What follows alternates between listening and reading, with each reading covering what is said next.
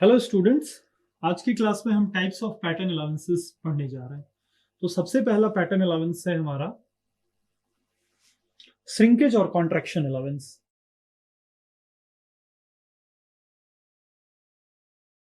Shrinkage और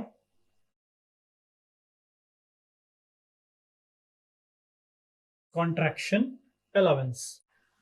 Why we are using shrinkage or contraction allowance in pattern?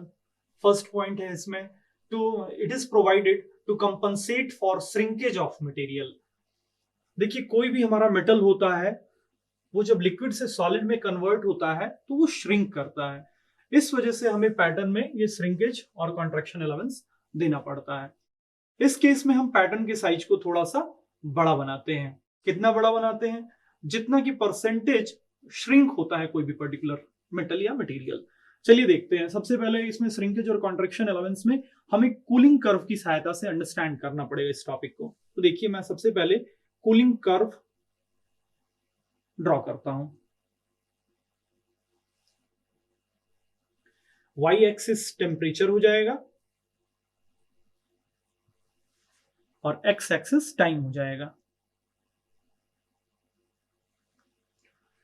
कोई भी material जब मेल्ट होता है तो सबसे पहले वो मेल्ट पोरिंग टेम्परेचर पे होता है। तो मान लीजिए ये इसका पोरिंग टेम्परेचर है जहां पे ये मेल्ट हुआ है। अब जैसे जैसे ये सॉलिडिफाई होगा तो वो एक प्रोसेस को फॉलो करेगा। तो सबसे पहले वो लिक्विड स्टेट से सॉलिड स्टेट में कन्वर्ट होने का प्रयास करेगा। उसके बाद ये एक पर्टिकुलर फ्रीजिंग टेम्परेचर पे सॉलिडिफाई होगा। इसे हम लोग सॉलिडिफिकेशन श्रिंकेज बोलेंगे। और उसके बाद ये धीरे धीरे रूम टेम्परेचर पे आएगा। तो ये टेम्परेचर हमारा हो गया टीपी। पी फॉर पोरिंग, जिस टेम्परेचर पे हमने इस मटेरियल को मेल्ट किया है। और इस कर्व को हम लोग कूलिंग कर्व बोलते हैं।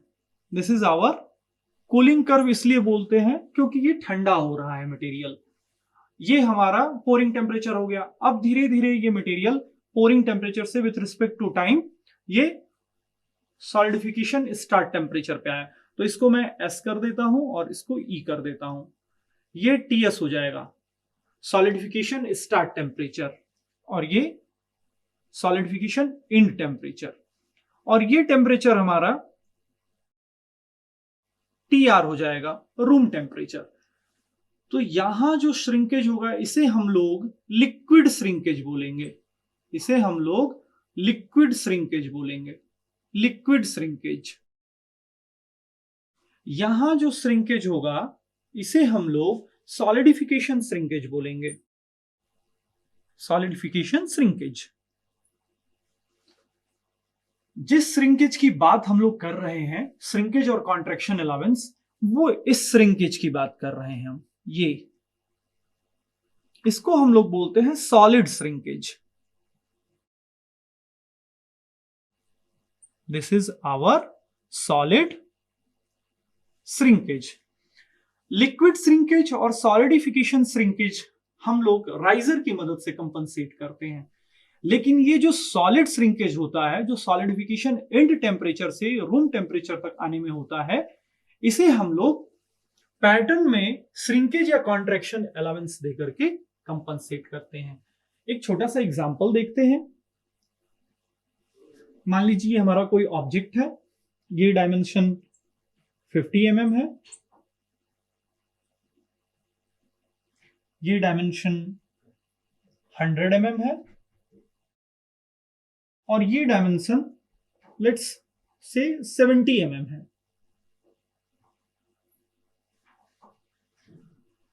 ये कास्टिंग फाइनली हमको चाहिए इस डायमेंशन की। तो श्रिंकेज और कॉन्ट्रैक्शन अलाउंस कैसे इसमें अप्लाई होगा? अब मान लीजिए कि कोई भी मटेरियल है, कास्ट आयरन है या स्टील है, तो उसका एक परसेंटेज, पर्टिकुलर परसेंटेज होता है श्रिंक करने का। फॉर एन एग्जांपल अगर स्टील की बात करते हैं तो स्टील हमारा 20 mm पर मीटर श्रिंक करता है।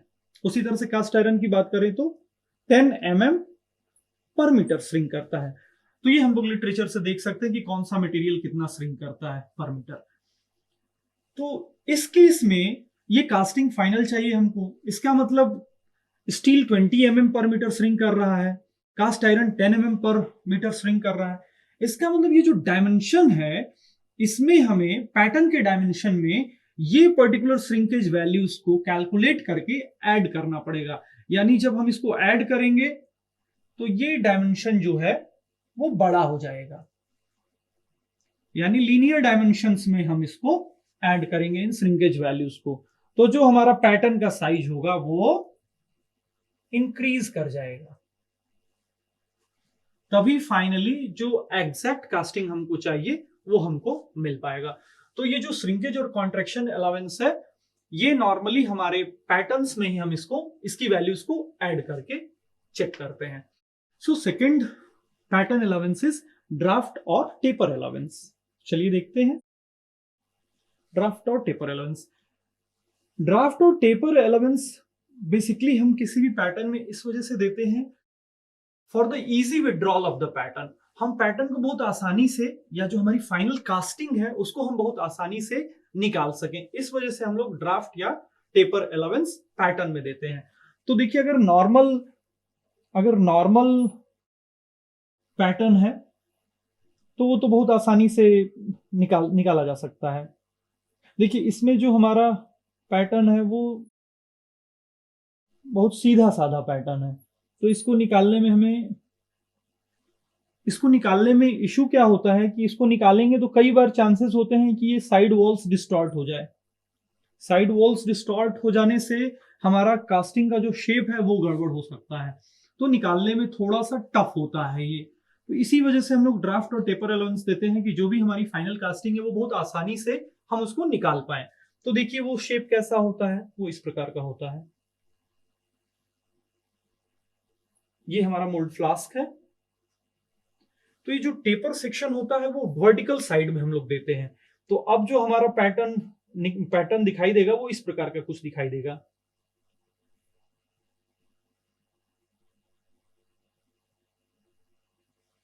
इस प्रकार का वो दिखाई देगा। यहां पे भी जो निकलेगा पैटर्न हमारा, या जो पैटर्न हम लोग बनाएंगे वो इस प्रकार का दिखाई देगा। तो ये जो साइड वाला जो पोर्शन है इसको हमने टेपर कर दिया। ये जो साइड वाला पोर्शन है इसको हमने टेपर कर दिया फॉर द इजी विथड्रॉल। अब यहां से हम इसको बहुत आसानी से निकाल सकते हैं। इसमें एक छोटा सा कैलकुलेशन होता है कि कितनी वैल्यू हमने ऐड करी है इसमें। तो देखिए सिंपल, ये इस प्रकार से हम देख सकते हैं, या इसको ऐसे हम लोग चेक कर सकते हैं। ये तो ये वाला जो सेक्शन है वो एक्स्ट्रा हॉरिजॉन्टल सेक्शन है। इधर ये वाला जो सेक्शन है वो एक्स्ट्रा हॉरिजॉन्टल सेक्शन है। तो चलिए ये हाइट हम लोग देख लेते हैं, ये एंगल थीटा मान लेते हैं, और ये डिस्टेंस को हम लोग एक्स मान लेते हैं, और इस डिस्टेंस को, वर्टिकल डिस्टेंस को हम लोग एच मान लेते हैं। तो हमारा एक्स कितना हो जाएगा? हमारा एक्स हो जाएगा एच tan थीटा। इससे हम लोग बहुत आसानी से बता सकते हैं कि कितना डिस्टेंस हम लोगों ने अलाउंस के लिए यूज किया है, ड्राफ्ट और टेपर अलाउंस के लिए यूज किया है। तो इस फॉर्मूले से हम लोग बहुत आसानी से फाइंड आउट कर सकते हैं x is equal to h tan theta. Now the next pattern allowance is machining allowance. तीसरा हमारा पैटर्न अलाउंस मशीनिंग अलाउंस है। जब फाइनल हमारा कास्टिंग मिल जाता है हमको, तो उसका जो सरफेस होता है वो रफ सरफेस होता है। वो सरफेस फिनिश उसकी अच्छी नहीं होती है। इस टाइप से कुछ रफ सरफेस हमको दिखाई देता है। जो आउटर सरफेस होता है वो हमको कैसा दिखाई देता है? रफ सरफेस दिखाई देता है। तो जो फाइनल हमको प्रोडक्ट चाहिए वो रफ सरफेस के साथ तो नहीं चाहिए, तो हमें इस रफ सरफेस को मशीनिंग करके हटाना पड़ता है। इसी कारण से हमें पैटर्न में कुछ मशीनिंग अलाउंस भी देना पड़ता है। फॉर एन एग्जांपल, अगर मान लीजिए ये हॉलो है, तो हॉलो सेक्शन में ये वाला जो सेक्शन रहेगा ये भी रफ होगा, तो इसमें भी हमें मशीनिंग अलाउंस देना पड़ेगा। तो जो भी मशीनिंग अलाउंस हम लोग देंगे, मान लीजिए 2-2 mm दे रहे हैं, तो साइड में हमें पैटर्न में वो 2 mm ऐड करना पड़ेगा। तब जो फाइनल कास्टिंग हमको मिलेगा उसको मशीन करके हम एग्जैक्ट कास्टिंग प्राप्त कर सकते हैं। तो अगर आउटर सरफेस है तो आउटर सरफेस की अगर बात करें तो आउटर सरफेस में तो हमको मशीनिंग अलाउंस ऐड करना पड़ेगा, अलाउंस जो भी है उसको ऐड करना पड़ेगा। लेकिन जो कैविटी है या जो होल है उसमें हमको इसको घटाना पड़ेगा। देखिए कैसे, इस प्रकार से मान लीजिए, पहले ये मान लीजिए 50 mm था, मान लीजिए इसका फाई जो है डाया था वो 50 mm था, लेकिन 50 mm डाया ही हमको चाहिए था एग्जैक्ट कास्टिंग में, एक्चुअल कास्टिंग में। तो हमने मान लीजिए 2 mm का मशीनिंग अलाउंस दिया हुआ है, तो 2 mm का मशीनिंग अलाउंस है, यानी ये वाला जो होल है उसको हमको 48 mm का करना पड़ेगा, यानी यहां पे साइज घटाना पड़ेगा। यहां पे साइज घटाएंगे तभी तो इस पर्टिकुलर पोर्शन को हम मशीन करेंगे, मशीन करके एक्चुअल 50 mm डाया हम इंटरनल होल में भी प्राप्त कर सकते हैं। तो मशीनिंग अलाउंस बहुत ही इंपॉर्टेंट अलाउंस है। नॉर्मली इसमें क्या करते हैं हम लोग, इसमें amount of allowance depends upon size and shape of the casting, materials के ऊपर भी डिपेंड करता है और कौन सा मशीनिंग प्रोसेस हम लोग इस्तेमाल कर रहे हैं उस पर भी ये डिपेंड करता है। नाउ नेक्स्ट अलाउंस इज, अगला अलाउंस जो है हमारा वो डिस्टॉर्शन अलाउंस है। डिस्टॉर्शन अलाउंस, मशीनिंग अलाउंस को हम लोग फिनिश अलाउंस भी बोलते हैं, इसको हम लोग फिनिश अलाउंस भी बोलते हैं या फिनिशिंग अलाउंस भी इसको बोलते हैं। और डिस्टॉर्शन अलाउंस का एक और नाम है कैम्बर अलाउंस और कैम्बर अलाउंस। देखिए डिस्टॉर्शन अलाउंस बेसिकली इस वजह से हम लोग देते हैं किसी भी पैटर्न में, क्योंकि कई बार हमें इस प्रकार का शेप चाहिए होता है, ये वी शेप हमको चाहिए, या मान लीजिए हमको कोई इस प्रकार का शेप चाहिए, यू शेप, इस प्रकार का शेप हमको चाहिए। तो कई बार चांसेस होते हैं कि जब हमारा पर्टिकुलर मोल्टेन मेटल है वो सॉलिडिफाई होगा, तो सॉलिडिफाई होने के टाइम पे ये जो पोर्शंस है इसको ये डिस्टॉर्ट कर दे, इस पोर्शन को डिस्टॉर्ट कर दे। तो इस केस में हम लोग यहां पे एक्स्ट्रा मटेरियल ऐड कर देते हैं जिससे कि उसकी स्ट्रेंथ बनी रहे और वो मटेरियल ड्यूरिंग कूलिंग और ड्यूरिंग सॉलिडिफिकेशन वो डिस्टॉर्ट ना हो, वो टेढ़ा मेढ़ा ना हो। तो ऐसे किसी भी V shape, U shape, L shape या टी शेप का कोई भी सेक्शन अगर हमको फाइनल कास्टिंग के रूप में बनाना है तो उसमें हम लोग डिस्टॉर्शन और कैम्बर अलाउंस देते हैं। लास्ट अलाउंस है, नाम से ही समझ में आ रहा है कि इसको हम लोग शेक करते हैं, शेकिंग। और कई बार क्या होता है कि जो हमारा कास्टिंग होता है उसको निकालने में तकलीफ होती है, आसानी से उसको हम लोग निकाल नहीं सकते हैं, तो हम लोग शेकिंग और रैपिंग अलाउंस देते हैं उसमें।